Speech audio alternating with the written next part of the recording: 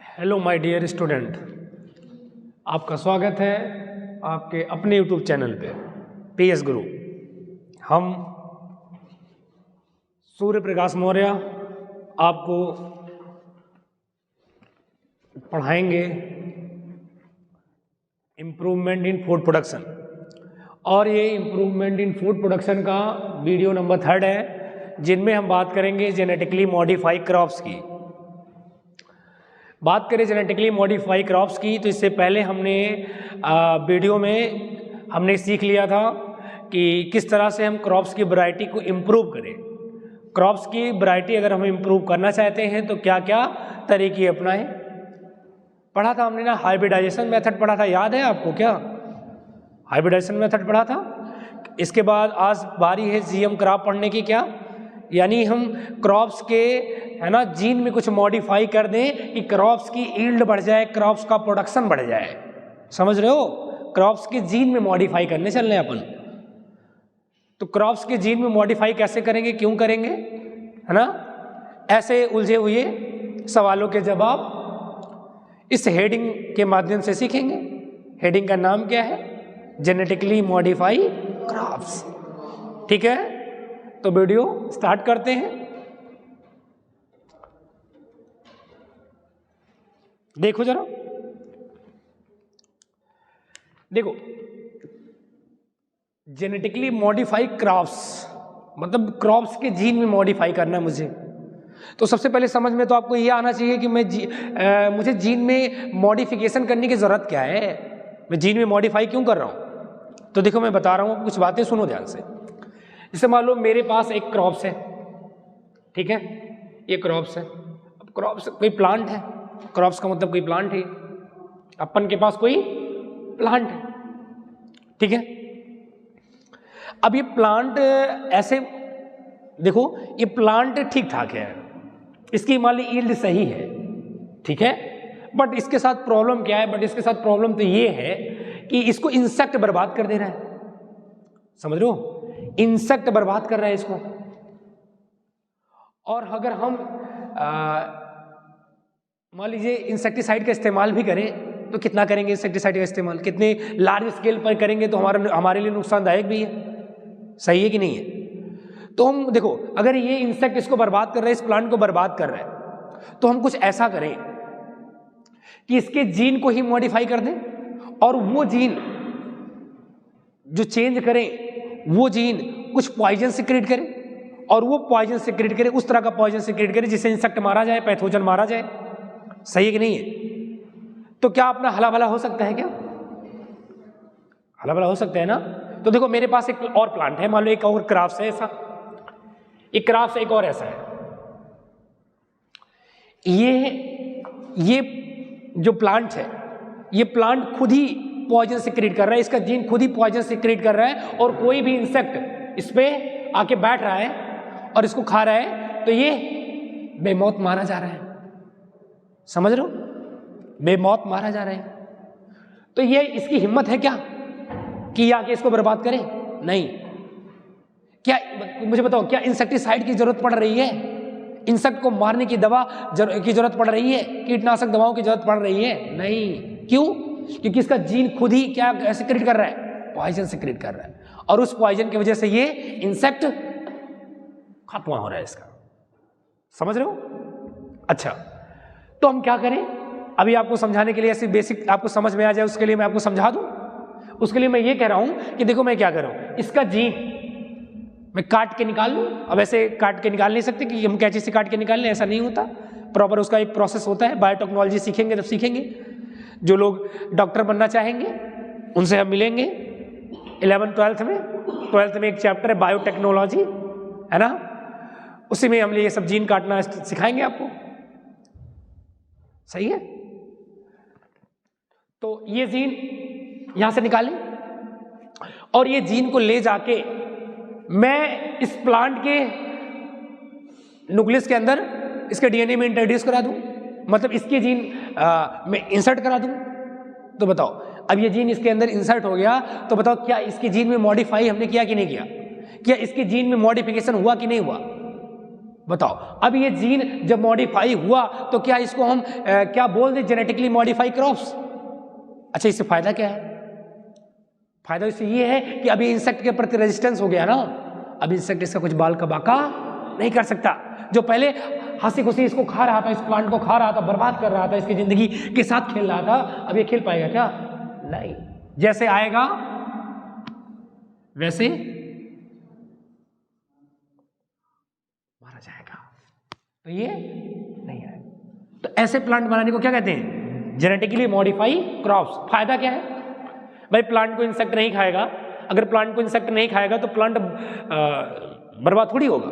Plant की yields बढ़ेगी, पैदावार बढ़ेगी। ईल्ड्स मतलब पैदावार ही होता है, तगड़ी बढ़ेगी, समझ रहे हो?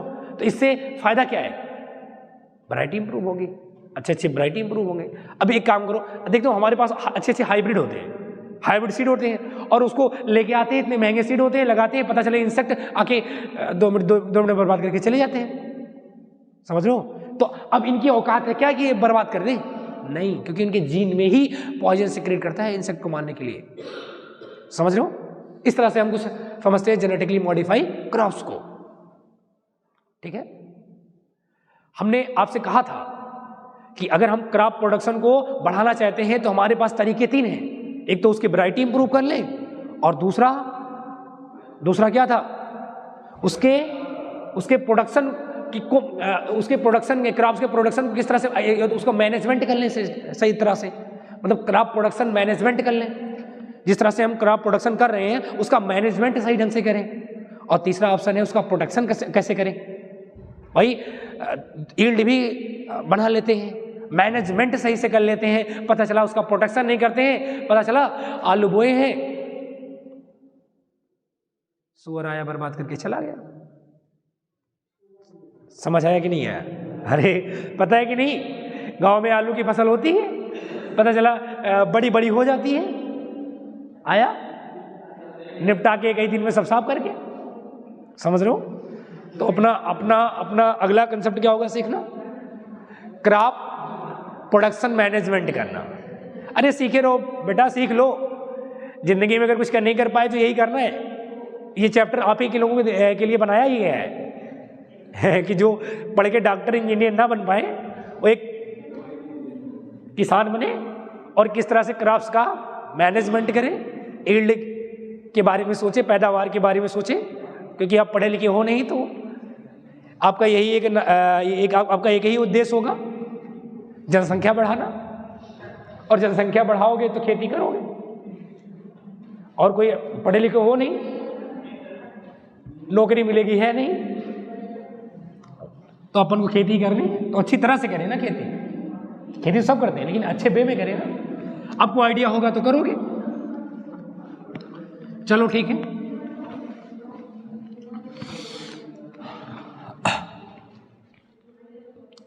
अगला क्या है जरा देखो। अगले वीडियो में नहीं बात कर रहे हैं, अगले वीडियो में नहीं इसी वीडियो में हम बात करेंगे क्रॉप प्रोडक्शन मैनेजमेंट की बात करेंगे। Crop production management.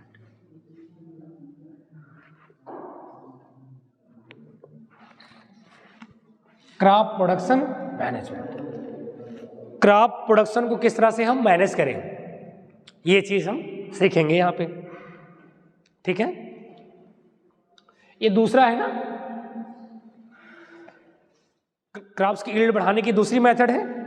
पहला था यील्ड बढ़ाओ, हाँ आ जाओ, पहला था यील्ड बढ़ाओ, दूसरा है मैनेजमेंट करो, तीसरा है प्रोटेक्शन दो। याद आया? क्लास लंबे टाइम के बाद चल रहा है तो आपको आना चाहिए बातें। पहला क्या था? वैरायटी इंप्रूव करो। दूसरा क्या है? उसके प्रोडक्शन के को मैनेजमेंट करो अच्छी तरह से, सही वे में। और तीसरा क्या था? उसको प्रोटेक्शन करो। तो अभी हम प्रोटेक्शन की बात तो कर नहीं रहे, अभी हम मैनेजमेंट की बात कर रहे हैं, ठीक है। तो चलो ठीक है, इसको समझते हैं अपन। देखो, मैं कहूं कि हमारा देश, हमारा भारत देश एक एग्रीकल्चरल बेस्ड कंट्री है ना। हमारे भारत में, हमारे देश में खेती धड़ल्ले से होती है, होती है कि नहीं होती है? हमारे देश में खेती तो बहुत तेजी के साथ हो रही है, होती भी है। और आपको पता है कि एक स्मॉल स्केल से लेके लार्ज स्केल्स तक अपने यहाँ खेती होती है। स्मॉल स्केल से लेके लार्ज स्केल तक खेती होती है अपने यहाँ। एक स्मॉल स्केल का मतलब एक छोटे से एरिया से लेके और एक लार्ज एरिया तक खेती होती है अपने यहाँ, है कि नहीं? अच्छा, अब कहोगे सर स्मॉल एरिया में खेती क्यों होती है? तो हम कहेंगे ऐसा फार्मर जिसके पास खेत वगैरह कम है, लैंड कम है, तो बताओ वो कम एरिया तक की खेती करेगा। अगर मीडियम वर्ग का किसान है तो उसके पास थोड़ी अच्छी खेती होगी, तो कुछ मिडिल रेंज तक खेती करेगा। और एक ऐसा फार्मर होगा जिसके पास लैंड बहुत ज़्यादा होगा, खेत बहुत ज़्यादा होगा, तो काफ़ी ज़्यादा मात्रा में खेती करेगा। देखो तो हमारे गांव में होते, किसी के पास 100 बीघा खेती होता है, 80 बीघा केवल गन्ना बोते हैं। कोई ऐसा भी है जिसके पास 1 बीघा भी खेती नहीं सही से है। कोई ऐसा है जिसके पास 10, 15, 20 बीघा ऑन एवरेज खेती होती है कि नहीं है? तो देख रहे हो ये जो है ना, ये स्मॉल स्केल से लेकर लार्ज स्केल तक खेती हो रही है ना। अच्छा, एक बात मैं आपसे बोलूं, जिसके पास जमीन ज्यादा है वो सही वे में खेती करेगा। कहोगे क्यों? क्योंकि जिसके पास जमीन ज्यादा है, जाहिर सी बात वो पैसा वाला है ना, तो इनसे तो अच्छा खेती करेगा कि नहीं करेगा? जैसे हम हैं, जिसके पास खेती कम है, तो वो पैदावार कम बना पाएगा ना, क्योंकि वो देखो फार्मर क्या है? एक फार्मर तो ऐसा है जिसके पास पैसे नहीं है, और एक फार्मर तो ऐसा है जो मीडियम का है, और एक फार्मर ऐसा है जिसके पास बहुत अच्छा पैसा है। सही कि नहीं है? तो हमारे यहाँ खेती 3 हिसाब से हुई ना। एक लो कास्ट में खेती हो गई, एक ऐसे समझो, हमारे यहाँ नो कास्ट प्रोडक्शन हो गया एक, सही है कि नहीं है? एक तो नो कास्ट प्रोडक्शन हो गया। एक ऐसी खेती जिसमें कोई भी खर्चा नहीं लग रहा है, वैसे ही खेती कर दे रहे हैं, तो इसमें यील्ड कहाँ से आएगा? सही है कि नहीं है? दूसरा है लो कास्ट प्रोडक्शन। लो कास्ट प्रोडक्शन में क्या होगा? मीडियम वाले आदमी, इनसे थोड़ी अच्छी होगी। तीसरा है हाई कास्ट प्रोडक्शन। बताओ, हाई कास्ट प्रोडक्शन, बताओ इनके पास ज्यादा पैसे हैं तो ये और प्रॉपर वे में अच्छे से खेती करेगा। जैसे मैं आपको एग्जांपल के तौर पर समझा रहा हूं, मान लो एक गरीब इंसान है, गरीब किसान है, उसने गन्ना बोया। अब बताओ, हो सकता है जो अमीर है वो तब तक 4 बार मैन्योर का इस्तेमाल कर चुका होगा, खाद का इस्तेमाल कर चुका होगा। हो सकता है तब तक एक ही बार ये डाला हो। सही है कि नहीं है? हो सकता है ये 3-4 बार उसको पानी दे चुका हो सकता है इसके पास ना हो, 1 ही 2 बार पानी भरा हो। समझ लो, इसके पास पैसे हैं तो कीटनाशक दवा का भी इस्तेमाल कर सकता है और अच्छे फर्टिलाइजर का इस्तेमाल कर सकता है। ये नहीं कर सकता उतने प्रॉपर वे में। सही है कि नहीं है? एक बात मुझे बताओ, कहते हैं जितना इनपुट दोगे उतने तो आउटपुट मिलेगा। अरे नहीं समझे मेरी बातें? जितना इनपुट दोगे उतने तो आउटपुट मिलेगा। इनपुट का मतलब जितना पैसा खर्च करोगे उसी हिसाब से प्रोडक्शन भी आपको मिलेगा। जिस हिसाब से आप पैसा खर्च करोगे उसी हिसाब से आपको क्या मिलेगा? प्रोडक्शन भी तो मिलेगा। तो बताओ, यहां आप पैसे भी नहीं खर्च कर रहे हो और मतलब नो कास्ट प्रोडक्शन कर रहे हो, कोई भी लागत नहीं लगा रहे हो, तो यहां पे जाहिर सी बात है फसल की यील्ड कम मिलेगी। यहां थोड़ी उससे अलग मिलेगी, यहां और अच्छी मिलेगी। बताओ, जिसके पास पैसे हैं, हाई कास्ट प्रोडक्शन वाली खेती कर रहा है, वो बताओ उसे अच्छे मशीनरी का इस्तेमाल करेगा। सही है? अच्छे कीटनाशक दवाओं का इस्तेमाल करेगा, अच्छे फर्टिलाइजर का इस्तेमाल करेगा और एक प्रॉपर वे में खेती करेगा। अरे भाई, प्लांट्स को तो ये रिक्वायरमेंट होती है ना कि कब पानी चाहिए। अभी थोड़ी नहीं जब मर्जी तबे पानी चला दो खेत में, ऐसा होता है क्या? अपन धान की खेती करते हैं, गेहूं की खेती करते हैं, जब मन के पूरा मर्जी कहता है तभी पानी चला देते हैं। नहीं, जब पानी की डिमांड बढ़ती है तभी तो डालते हैं। पता चला है इधर प्लांट यहाँ लो कास्ट प्रोडक्शन कर रहे हैं, प्लांट कह रहा है पानी की जरूरत है इसको, पता चले पैसा हमारे पास ही नहीं, पानी भरे उसके पास, तो बताओ फसल डूब जाएगी कि नहीं डूब जाएगी? अब प्लांट को फर्टिलाइजर चाहिए, हमारे पास पैसे ही नहीं, कहाँ से फर्टिलाइजर दें, पता चला है हम नॉर्मल खाद छोड़ रहे हैं। तो ये जो हमारे पास जो मैन्योर होते हैं, ये ऑर्गेनिक खाद होता है जो हमारे पास, इसके पास मिनरल एफिशिएंसी कम होती है ना, तो उससे भी काम नहीं बन पाएगा अपन, तो प्रोडक्शन अल्टीमेट गिर जाएगा। और अगर हम हाई कास्ट प्रोडक्शन करेंगे तो फसल की पैदावार होगी अच्छी। तो वही बात है, जितना आप इनपुट दोगे उतना आपको ही आउटपुट मिलेगा। सही है कि नहीं? आओ हम इसी मुद्दे पे बात करते हैं कि क्रॉप प्रोडक्शन को अगर हम मैनेजमेंट करना चाहते हैं तो एक अच्छा वे है कि आप पहले उसको न्यूट्रिशन मैनेजमेंट करो। क्रॉप को मैनेजमेंट अगर करना चाहते हो तो न्यूट्रिशन को मैनेजमेंट करो ना पहले। भाई कितने अमाउंट में उसको न्यूट्रिशन चाहिए प्लांट को भाई न्यूट्रिशन की आवश्यकता होती है कि नहीं होती है? होती है ना। तो आप क्रॉप प्रोडक्शन को मैनेजमेंट करना चाहते हो तो न्यूट्रिशन मैनेजमेंट करो, मैन्योर मैनेजमेंट करो, फर्टिलाइजर मैनेजमेंट करो, ये सब तो तरीके हमारे पास। तो आओ हम क्रॉप प्रोडक्शन मैनेजमेंट में सबसे पहली चीज पढ़ते हैं, है ना, न्यूट्रिशन मैनेजमेंट, कि हम प्लांट में न्यूट्रिशन किस हिसाब से मैनेज करें और न्यूट्रिशन की क्या वैल्यू है प्लांट को, न्यूट्रिशन कितना मात्रा में डालें, कितना मात्रा में न्यूट्रिशन कब कब डालें, कितनी क्वांटिटी में डालें, ये सब की जरूरत है। ठीक है, तो हम इसमें पढ़ेंगे, क्या पढ़ेंगे? Plant nutrition management. क्या पढ़ेंगे? Plant nutrition management.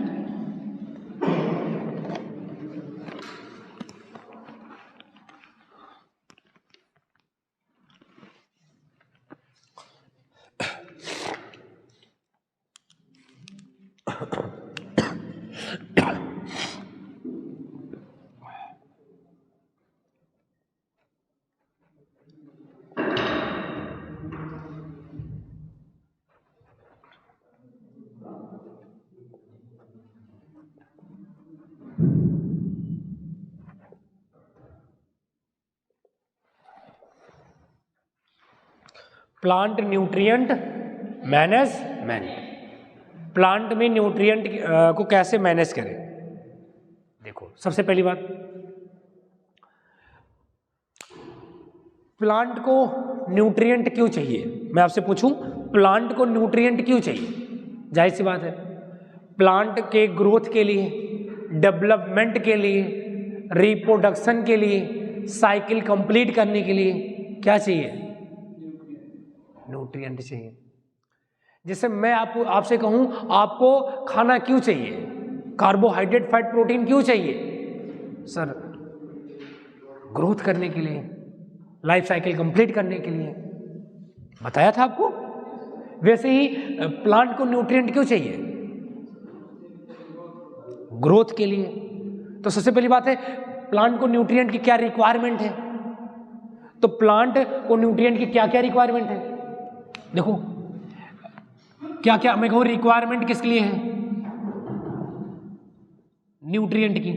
तो बताओ किस किस बात के लिए रिक्वायरमेंट है? ग्रोथ के लिए रिक्वायरमेंट है ना, ग्रोथ, डेवलपमेंट, है ना, उसकी लाइफ साइकिल के लिए, पूरी लाइफ साइकिल चलने के लिए न्यूट्रिशन जरूरी है। तो लाइफ साइकिल के लिए जरूरी है,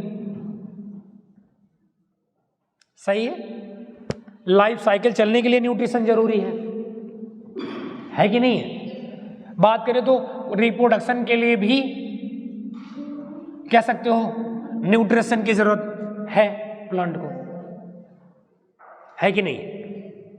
प्लांट को तो न्यूट्रिशन की जरूरत है ना। अच्छा, मैं कहूं कि ये न्यूट्रिशन आएगा कहां से? अगर प्लांट को न्यूट्रिशन की रिक्वायरमेंट है तो ये न्यूट्रिशन आएगा कहां से? भाई बताओ, ये न्यूट्रिशन आएगा कहां से? ये न्यूट्रिशन देखो जरा, या तो एयर से आएगा, या तो वाटर से आएगा, पानी से आएगा, और या तो फिर सॉइल से मिलेगा प्लांट को। प्लांट को न्यूट्रिशन कहां कहां से मिलेगा? यहीं से तो मिलेगा, एयर से मिलेगा, वाटर से मिलेगा, सॉइल से मिलेगा। प्लांट को न्यूट्रिशन यहीं से मिलेगा, एयर से, वाटर से, सॉइल से, यहीं से प्लांट को न्यूट्रिशन मिलेगा। सही है। अच्छा, अब मैं आपको बताऊं कि प्लांट में न्यूट्रिशन की तो वैल्यू है ग्रोथ के लिए, लाइफ साइकिल के लिए, लेकिन मैं एक बात बताऊं आपको, प्लांट को ये इस बात पे भी डिपेंड करता है कि प्लांट को कितनी अमाउंट में न्यूट्रिशन की जरूरत है। सही है, प्लांट को कितने अमाउंट में न्यूट्रिशन की जरूरत है और कब जरूरत है कि नहीं, कब जरूरत है। अब कितने अमाउंट में जरूरत क्या है, अब प्लांट को ज्यादा न्यूट्रिएंट दे दोगे तो हो गया क्या, टॉक्सिसिटी हो जाएगी प्लांट को, तो भी क्रॉप्स बर्बाद हो जाएगा, प्लांट बर्बाद हो जाएगा। और अगर मिनरल्स की कमी हो गई तो बताओ प्लांट को फिर डिफिशिएंसी हो जाएगी, मिनरल डिफिशिएंसी हो जाएगी, तो भी प्लांट में सिम्टम अपीयर होने लगेंगे। देख रहे हो, प्लांट में न्यूट्रिशन अगर एक्सेस हो जा रहा है तो भी खतरनाक है, और कमी है तो खतरनाक तो है ही है। तो कहने का मतलब प्लांट को कितने अमाउंट में न्यूट्रिशन चाहिए, है ना, ये बात बड़ी इंपॉर्टेंट है। सही है कि नहीं है। न्यूट्रिशन आता कहाँ से है, एयर से, वाटर से, सॉइल से, यहां से न्यूट्रिशन मिलता है प्लांट को, यहीं से न्यूट्रिशन मिलता है। सही है। अच्छा, मैं आपसे कहूं सुनो, मैं आपसे ये कह रहा हूं कि कुछ न्यूट्रिएंट ऐसे होंगे जो प्लांट को स्मॉल क्वांटिटी में रिक्वायरमेंट होंगे। सही है, उनको हम बोलेंगे माइक्रो न्यूट्रिएंट। वो न्यूट्रिएंट जो प्लांट को स्मॉल क्वांटिटी में रिक्वायर्ड होता है उसको हम क्या कहते हैं, माइक्रो न्यूट्रिएंट। और वो न्यूट्रिएंट जो प्लांट को लार्ज क्वांटिटी में जरूरत होती है, रिक्वायर्ड होता है प्लांट को, उसको हम कहते हैं मैक्रो न्यूट्रिएंट। क्या कहते हैं, मैक्रो न्यूट्रिएंट। तो क्या मैं लिख दूं यहां पे, क्या मैं लिख दूं कि वो न्यूट्रिएंट जो स्मॉल क्वांटिटी में प्लांट को जरूरत है ना, तो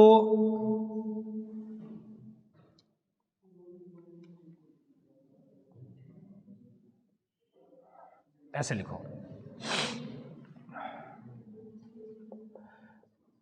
न्यूट्रिएंट रिक्वायर्ड स्मॉल क्वांटिटी,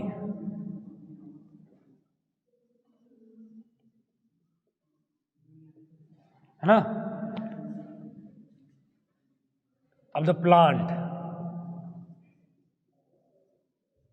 इसको हम क्या बोलेंगे अपन, देखो, nutrient required small quantity of the plant, तो इसको हम क्या बोलेंगे, माइक्रो न्यूट्रिएंट। क्या बोलेंगे, माइक्रो न्यूट्रिएंट। ठीक है। और वो न्यूट्रिएंट जो प्लांट को लार्ज क्वांटिटी में जरूरत है, न्यूट्रिएंट रिक्वायर्ड लार्ज क्वांटिटी,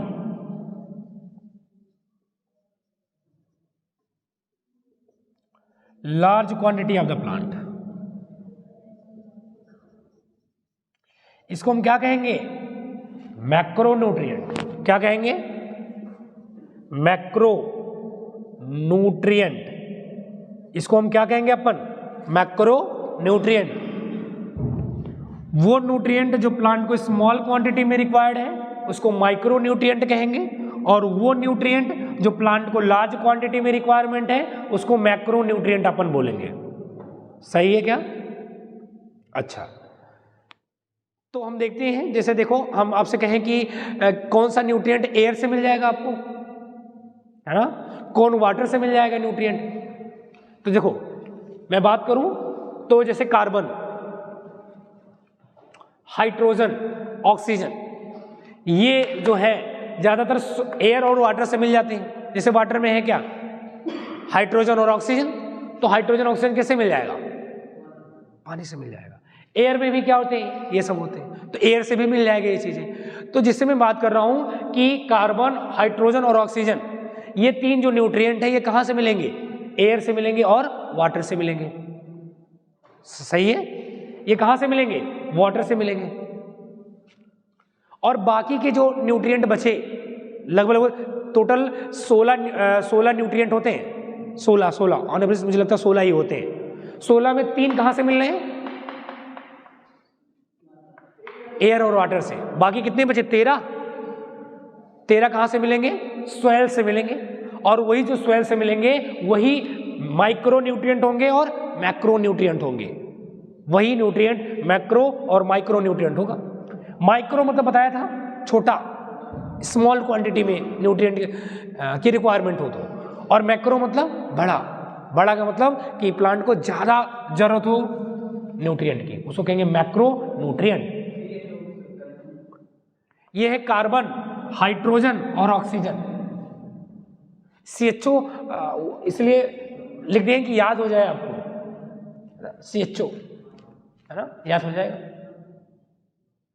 ठीक है, तो जिससे पूछा जाएगा कि आपको बताओ एयर से वाटर से कौन कौन सा न्यूट्रिएंट मिल जाएगा आपको, तो कार्बन, हाइड्रोजन और ऑक्सीजन। बाकी 13 कहाँ से मिलेंगे? सॉइल से मिलेंगे आपको। वही जो 13 आपको सॉइल से मिल रहे हैं वही माइक्रो और मैक्रो न्यूट्रिएंट हैं। सही है। अच्छा, अब आओ हम मैक्रो न्यूट्रिएंट और माइक्रो न्यूट्रिएंट को देखते हैं। क्या क्या मैक्रो न्यूट्रिएंट है, क्या क्या माइक्रो न्यूट्रिएंट है। क्लियर है बातें? ओके।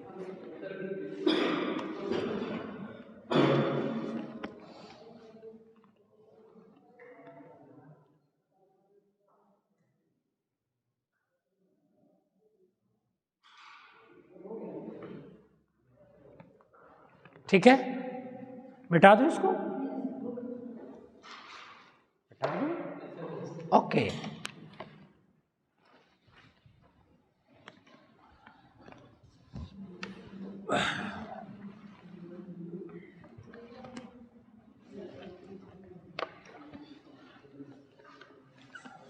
देखो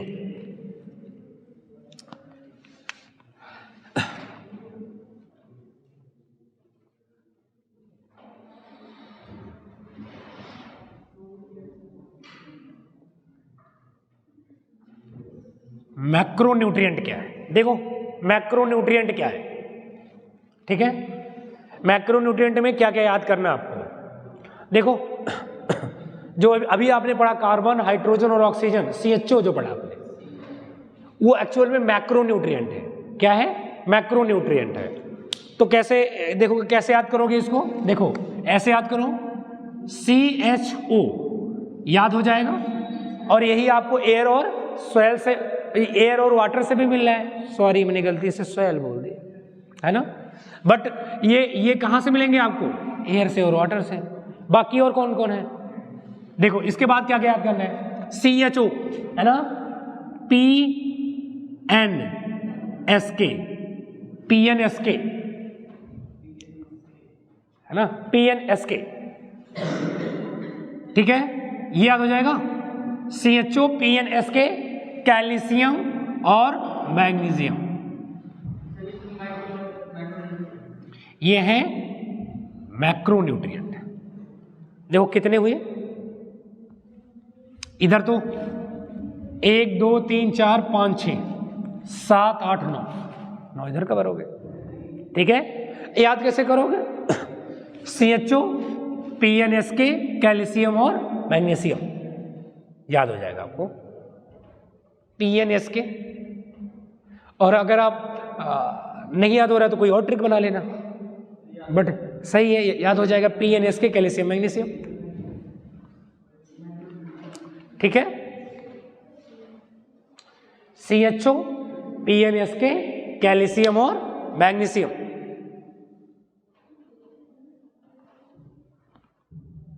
अब ये यहां कामा कर देना, ठीक है, नहीं कहो कि ये ऐसे है। CHO, PNSK, कैल्शियम और मैग्नीशियम, ये आपके कौन से न्यूट्रिएंट हैं? मैक्रो न्यूट्रिएंट है ना, मैक्रो न्यूट्रिएंट है। बात करें वो न्यूट्रिएंट जो प्लांट को स्मॉल क्वांटिटी में रिक्वायरमेंट है, उसको अपन क्या बोलेंगे? Micro nutrient. क्या सीखेंगे? Micro nutrient. क्या सीखेंगे? Micro nutrient. क्या सीखेंगे? Micro nutrient. अच्छा मुझे बताओ कि ये जो माइक्रो न्यूट्रिएंट है ये प्लांट को स्मॉल क्वांटिटी में तो आवश्यकता है, प्लांट को स्मॉल क्वांटिटी में तो रिक्वायरमेंट है इसकी, इसीलिए तो इसको हम माइक्रोन्यूट्रिएंट कह रहे हैं। अच्छा, मैं आपसे कहूं कि माइक्रोन्यूट्रिएंट होते क्या क्या है, तो जरा देखो, ये होते हैं माइक्रोन्यूट्रिएंट।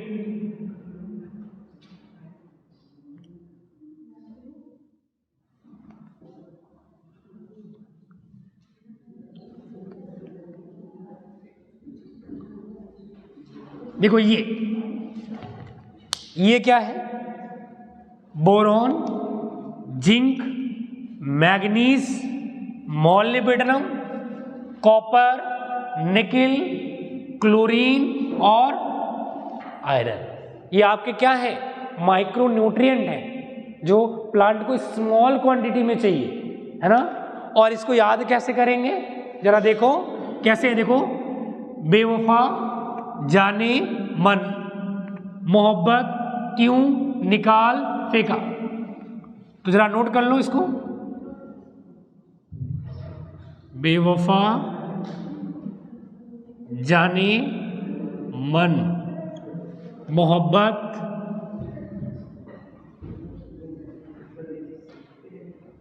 क्यों